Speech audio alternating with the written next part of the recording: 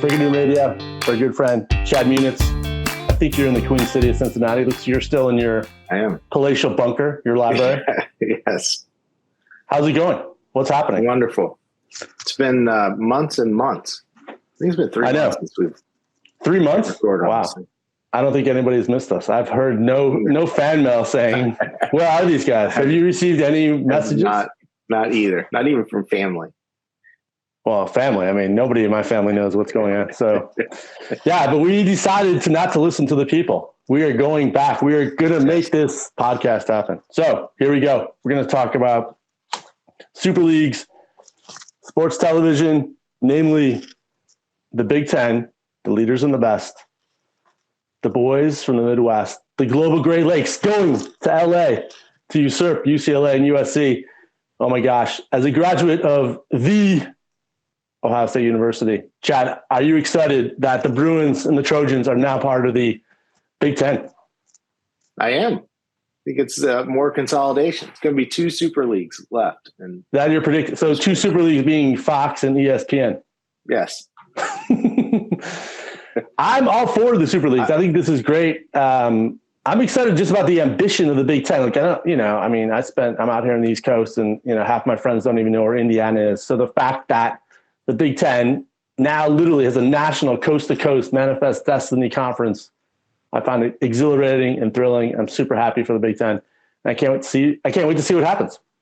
I think it's better for the schools. I think it's better for competition on the major sports. And quite frankly, it's probably actually very good for the minor sports, for kids that are actually there getting an education and participating in minor sports. There's just going to be more availability for them to get attention and get funding to continue those sports. Yeah, absolutely. And I think the cross-pollination, certainly in the academics, is absolutely first rate. The fact now that the USC Film School is a part of the Big Ten is super exciting. The fact that kids from LA will be spending time in Minnesota, Minneapolis, Iowa City. I think that's absolutely fantastic too. The fact that we're better connecting the country from coast to coast. I think it's going to be actually a worthy just alone at the student athletes. Agree. I was going to bring that point up. I think it's great that it's going to bring people around the country. Got a lot of division in this country. We should just stay divided on our sports allegiance and keep the side. Right. But you think, we're both student government geeks. So you think about, the ability for students to connect with folks across the country. I think that's a first rate opportunity. No, I agree. It's great. I think it's going to expose people too to just not only different types of people, but different options as they're trying to figure out where to go to school.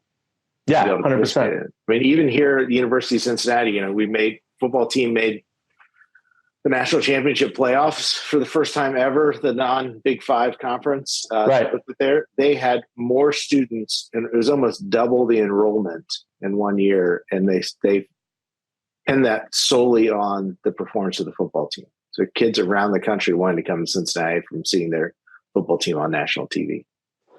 Now, the exposure, of athletics and student admissions, it's definitely worth all the effort and the time that the universities put into it. And that's a great data point. Getting around to the 2 super leagues. So me personally, I could care less where Notre Dame ends up. I'm really not interested in the SEC. I'm totally focused on the Big Ten. But you really think we're down up? What do you see? 2 conferences of 25 teams, almost like an A+ college football league. And then we're going to have a tiered, almost high school system of college sports going forward. Yeah, I think that's what it's going to end up. There'll be the 2 super leagues driven by marketing and money, putting those together. And then the other guys underneath it, which at the end of the day, I think takes a little bit of the drama out of the sports, the playoff championship. And again, as I mentioned, I think it's good for all the other minor sports around there to be able to play in those 2 super leagues for those kids. Yeah, the Olympic sports, as they call them. So track and field, soccer. The Michigan hockey team put out this great tweet following USC and UCLA coming in. They superimposed the colors of UCLA and USC on hockey goalies, and they said, "Welcome to the Big Ten." So, but yeah, you think about volleyball, you think about crew, you think about lacrosse, you think about track and field. Absolutely very exciting. as I said, I don't really care about the SEC. I don't care where Notre Dame goes to. Notre Dame could join the CFL for all I care. I don't know how you feel, but I could care less about Notre Dame. There's a book to be written there about there's some crazy spat between the Big Ten and Notre Dame, which we need to explore in a separate podcast. But I think the Big Ten is going to add 2 more teams, maybe 4 more teams. What's your sense? I mean, go ahead. I would assume 4 more teams. I think they're going to continue to add more West Coast kind of Mountain Coast teams to their league. So you won't find this surprising. Maybe you've heard this term. My Chardonnay friends in Ann Arbor have this term, the public Ivies, right? So they consider Michigan a public Ivy. Yeah. The Ohio State is not on that list. It's definitely not. But other public Ivies, which is, I only hear this when I'm in Ann Arbor, but the other public Ivies apparently are UVA, University of Virginia, North Carolina, schools like that. I mean, do you see the Big Ten going to the Southeast, kind of pick up schools like that? Or do you see like a continued pivot, say Stanford, Cal, Berkeley, Colorado, even Arizona? You think it's more of a East-West kind of situation? I think it's East-West. Yeah. I see Stanford, Cal, I think it's Arizona State. What about Oregon and Washington? Then the Oregon thing I think is interesting is then you have the Nike, right? Versus Under Armour. Under Armour is underwritten by Kevin Plank, University of Maryland, Terrapins, Fear of the Turtle. Do you see, I mean, I'm wondering, does Plank want Nike in the Big Ten? I don't know. I assume he does. Oh, you do? Oh, yeah. Apparently, the Nike guys are just obsessed with obviously Oregon winning a national championship. Phil Knight is spending, who knows, unknown amounts of money to keep Oregon there. Does Oregon join the Big Ten? Or I personally think, I'm like, where would I want to travel if I'm an alum? Do I want to travel to Portland, Oregon, or do I want to go to Denver, or do I want to go to Phoenix? So I think there's a situation. I think Colorado is kind of an interesting place. Like, if I'm an alum, if I'm an Ohio State Buckeye, do I want to go see a game in Boulder, Colorado, or do I want to go, to rainy Oregon to watch a game? I don't know. What's your thoughts about that? I think they'd rather go to Colorado, but I think the allure of getting Nike involved in this is pretty big. Yeah. So what happens to these not even like a 3rd-tier school now. I mean, the MAC conference is going to be a 3rd-tier conference, which will be fine. Right. But what happens to a school, like a Colorado, like a Utah, where do they end up, or does it matter? Or do they join like this other kind of super Big 12 conference? I think they join the super conference that's a level of play below for that. Yeah. What's your sense about Cincinnati, where they end up or where their aspirations are? A lot of this is kind of ego driven by the boosters, by the university presidents, by the regents, how ambitious they want to be. But as you alluded to, sports are definitely an admissions driver. So does Cincinnati say, hey, should Cincinnati be in the Big Ten? I would love to be. I mean, they're joining the Big 12 now, which they thought was a big move until all this additional conference realignment has happened. So all of a sudden, the Big 12 has just dropped a couple notches down below SEC and Big 10. So it's just not near the same.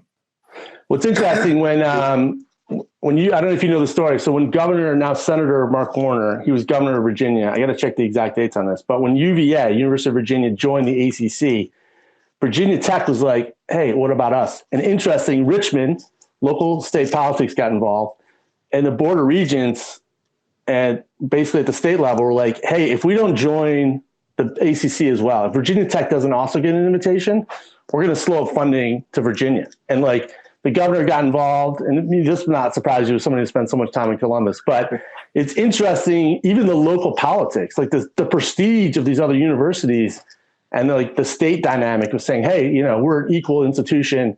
We want to be in the same league. You wonder if there's going to be some backroom chat in Cincinnati about saying, hey, what about us?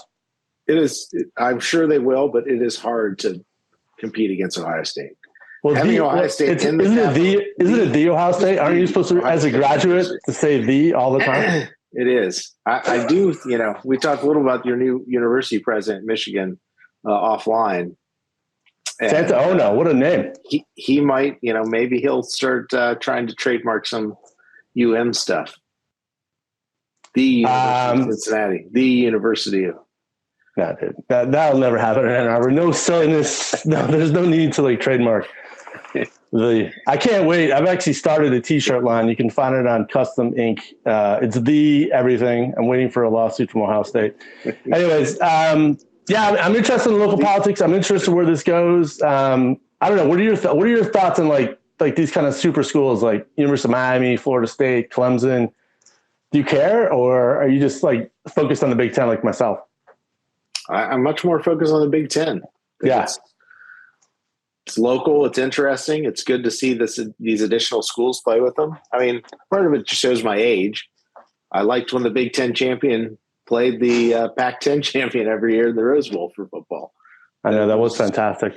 Fantastic ending. And so now we'll get to play them every year as this continues to align. So I think it's all good. I think what changes with this dynamic is hopefully, as you mentioned, the Olympic sports get some more notoriety.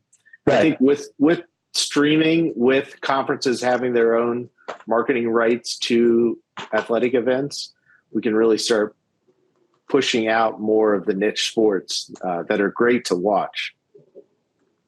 What's your buzz around the being there in the belly of the beast in Columbus, in Cincinnati, in Ohio? What's your sense? Is there excitement, or is it just kind of like whatever? Doesn't really matter. We still just need to beat Michigan. Michigan stinks. I don't think there's much excitement, actually. Really? I think their view is we just got to show up and win. We don't care who comes in front of us. I think the big thing that they want is to have enough competition with their yearly schedule. Right. This is strictly football. Enough competition, their yearly schedule, that they can still suffer a loss and make the playoffs. Well, I think if you go to the super conference route, I mean, I'm thinking about like high school, right? So I went to a crazy school in Michigan, Brother Rice, and it was an all boys school, 800 boys. Everybody played sports. It's all that really mattered was sports.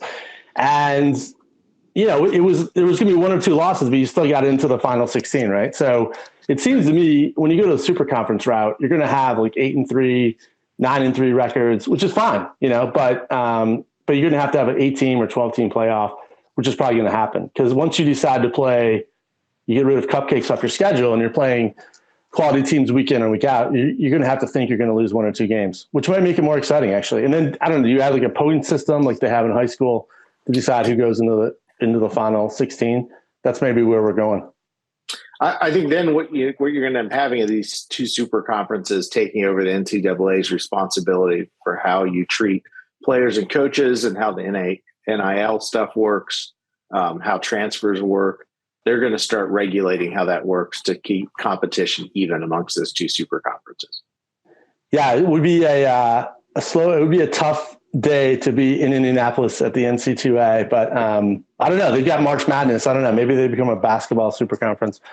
I don't know. It's exciting. It's interesting. I mean, nobody spends more time thinking about sports than Americans. It's absolutely fantastic. Innovation is alive and well.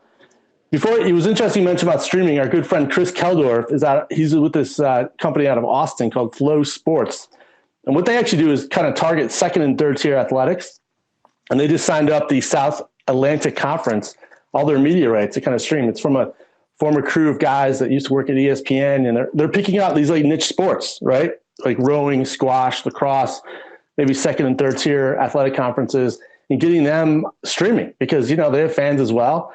It's easy to kind of put this stuff out there, and that's gonna change the nature of it too. I mean, you could see the Big Ten Network now becoming could it become a challenger to ESPN and Fox Sports? Yeah, I think that's the way it's going to go with these super conferences. They're going to start having their own streaming service and their own over the air through cable services, and you'll just be able to pick the menu of sports and follow them along. I love it. All right, here we go. We exhausted that topic. How are you feeling? I mean, sure. When does Michigan play Ohio State? When does Michigan beat Ohio State again for 2 years in a row? Do we know? I don't know. I have to look it up. Is my hostility towards Notre Dame correct, incorrect, or just about right? I think it's just about right. Nice. Who cares? There's desperately a story there. I'm surprised Netflix hasn't done a behind the scenes about the Big Ten Notre Dame spat. Anyways, here we go. let's talk about Office Spaces, going back to work. Oh, you don't like that idea. Movie. We could talk about the movie, Flair. Anyways, I think what's interesting, there's not surprising this week, the Post had a story about, surprise, nobody likes to work on Fridays. Shocker. Even before COVID, right? And they're just talking about the patterns of people going to the office. Tuesday is now the most popular day to go to the office. Friday, it's like a ghost town. I don't know if you follow this kind of millennial news site, Morning Brew, but they're essentially joking that Thursday is now Friday, which is basically the weekend. So people have just given up on Friday. What are you seeing about, is Friday still a work day? I guess you have. Sure. I guess you have to say yes because you. Yes for me, but it sure does not seem it. Of walking the streets of downtown Cincinnati on a Friday, it's a significant difference on commute traffic, bodies on the street. Do you think significantly changed? And are people not working? Or go ahead. Sorry. Yeah, well, I think what's going to be interesting is to see really what happens with productivity over the next couple of years. Yeah, you'll have enough data to be able to manage that. I still really think at the end, people are more productive. They're going to work more. They're working more hours during the day. They're just doing it at other places because of the connectivity. While you aren't sitting in the office getting stuff done, you're picking up your phone at 7:00 at night, you're taking your laptop to the coffee shop on the weekends, you're still connected and you're probably as productive as you were before. I think too, like me personally, I've noticed almost like a change in my behavior where meetings have been shifted or kind of activity, or if I got to produce certain kind of content, or if I need to, if I'm going to write, if I'm kind of blocking out time on my week to kind of do certain activities, instead of thinking over a 5-day, it's like a 4-day, and maybe like Friday to me has become like this kind of like almost strategy day or catch up and kind of do some like softer stuff. So you wonder, I think there's gonna be a transformation, even how workers kind of approach their work week, which is probably a positive instead of this kind of 9 to 5, almost industrial aspect of work. Yeah, I agree. I think there's eventually going to be this big play on these national, still kind of co-working spaces where if you work for companies, they'll have agreements. You can travel anywhere around the country and pop in, have a workspace, have a coffee shop to work from.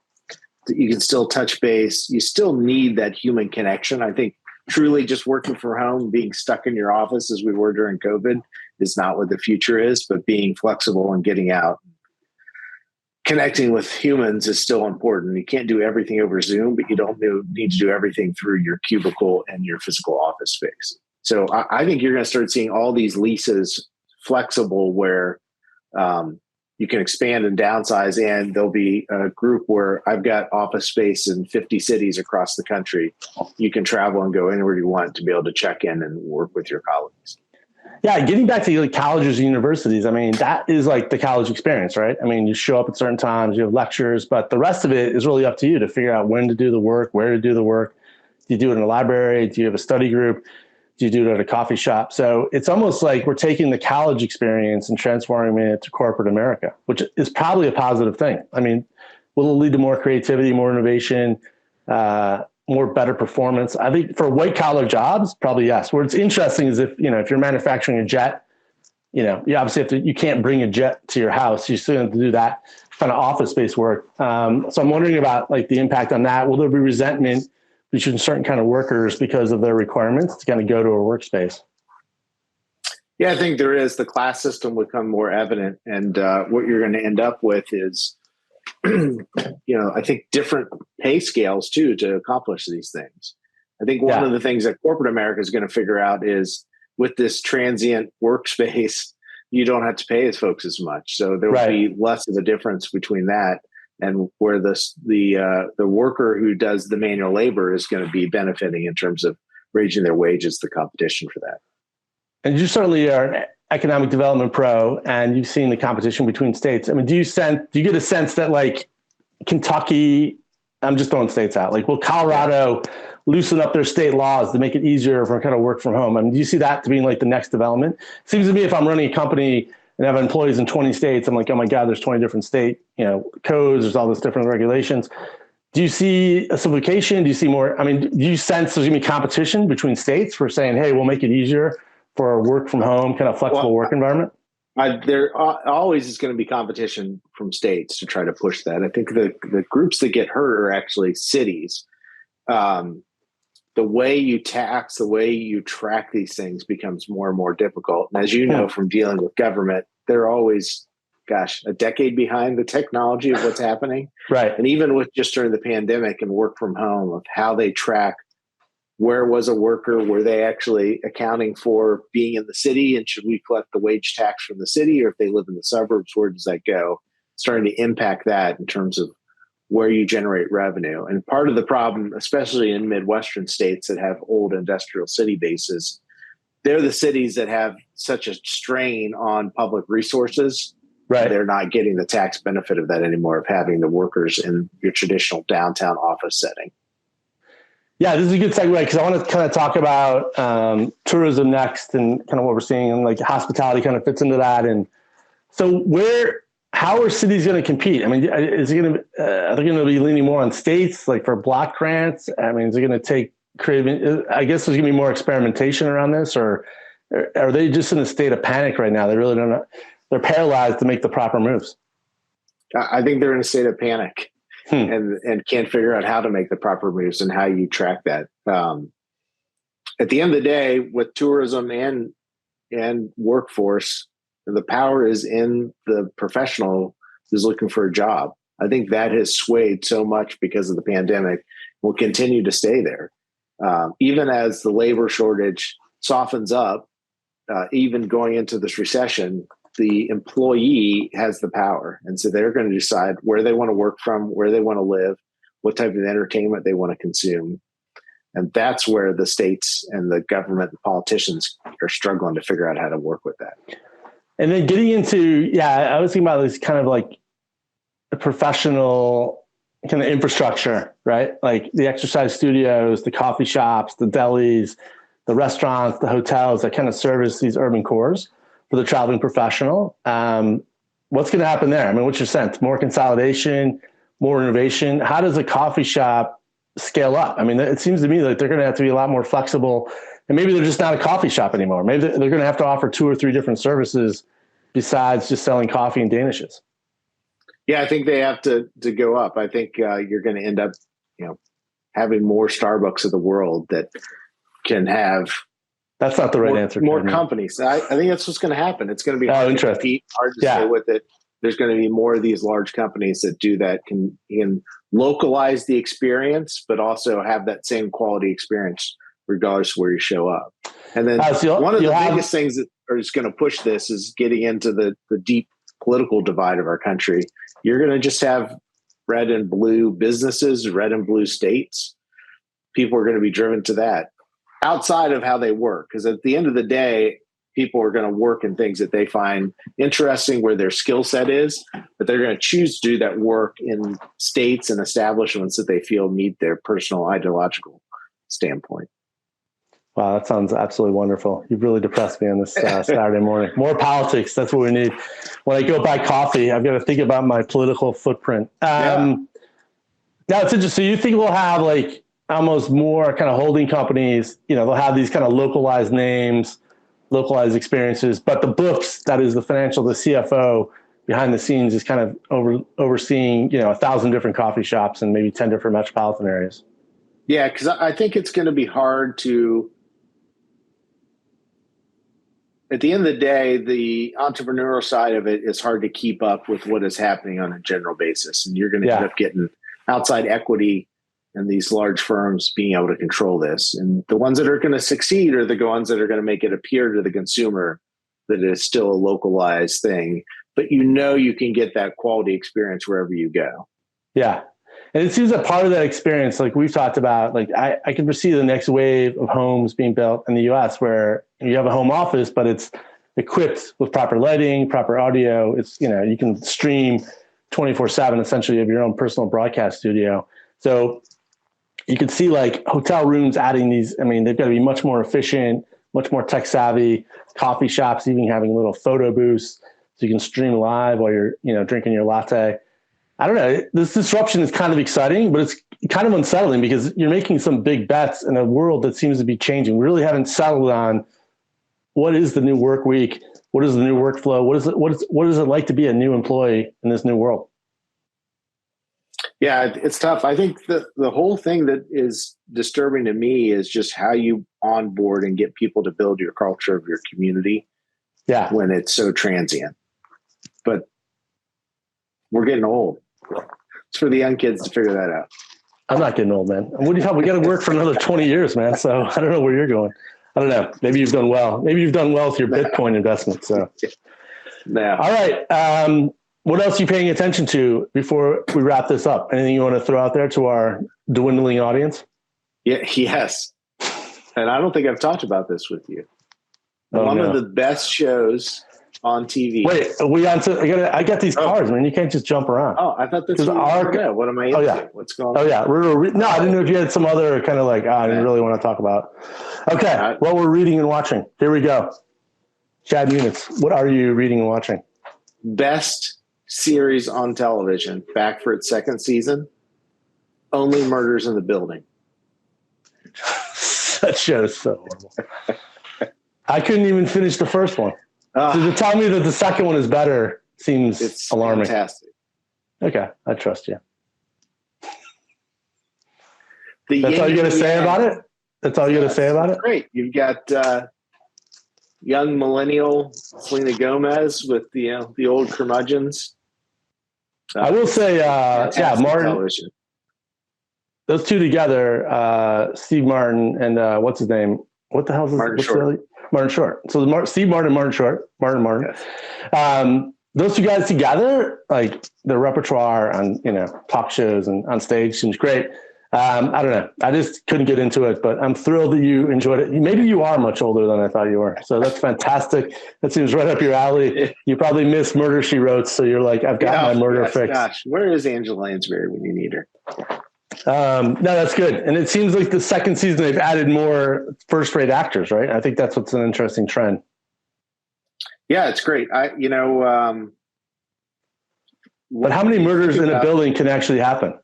I mean, is it one a season? One a season. That's all you need. It's a very violent country we live in. Okay, that's exciting. What else are you paying attention to? I'm still struggling for new music. It's this constant quest. I know we talked last time that new radio station out of New York that I listened to, but I think it's still a constant struggle nowadays to figure out how to find good new music. There is discovery, too much to discover. It's hard to weed through it and figure it out. Well, maybe you should start a show. I mean, I think the things are when you start curating content, it kind of forces you to make decisions. I don't know. Maybe you should be the savior and deliver. Yeah. I don't know. Dedicate an hour a week and pick out 10 songs to share with the universe. Could be something new. You don't sound that interested. I almost went to a concert last night, but I decided I couldn't stay up past 10 o'clock, so I passed on it. Yeah. Who were you going to? It was a Brazilian jazz performer at 9:30 Club. It seemed interesting, but I don't know. Sure enough, I was asleep by 10:30, so I'm glad I didn't make that decision. A show I've been watching on Hulu, FX, The Bear. It's about a chef who comes back from all these fancy restaurants. It's kind of an underground hit. It's very kind of kinetic. It's edited pretty harsh, but they also zero in on the food, the knife work, all that kind of good stuff. But no, it's a good show. It takes place in Chicago about this hotshot chef comes back to save the family restaurant. And it is on my list. I haven't seen it. I've heard it has a great 90s music soundtrack, speaking of music discovery.